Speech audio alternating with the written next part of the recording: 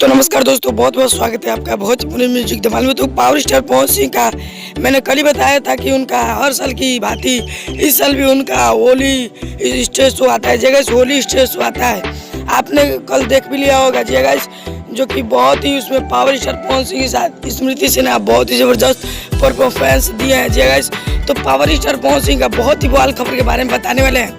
तो चैनल पर नया है तो चैनल को कर लीजिए सब्सक्राइब और साथ में बेल आइकन जरूर दबाइए कि पावर स्टार पहुंच गया कोई भी अपडेट आए तो सबसे पहले आप तक पहुंचे। तो चलिए वीडियो में बिना देरी किए फटाफट स्टार्ट करते हैं और बताते हैं कि पावर स्टार पवन सिंह का कौन कौन गाना इस साल का आने वाला है। तो बता दो कि पावर स्टार पवन सिंह का एक तो आएगा पायल देव के साथ आएगा जगह, पावर स्टार पवन सिंह और पायल देव के साथ आएगा।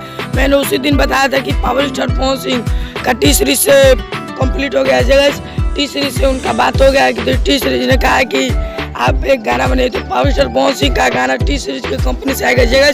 तो पावर स्टार पवन सिंह का दूसरा गाना गुर्र रंधावा के साथ आएगा जगह। इस साल का जो होने वाला है गाना, एक गाना 50 लाख रुपए तक का होने वाला है जगह, जो कि भोजपुरी इंडस्ट्री में बहुत ही बड़ी बात है पावर स्टार पवन सिंह के लिए।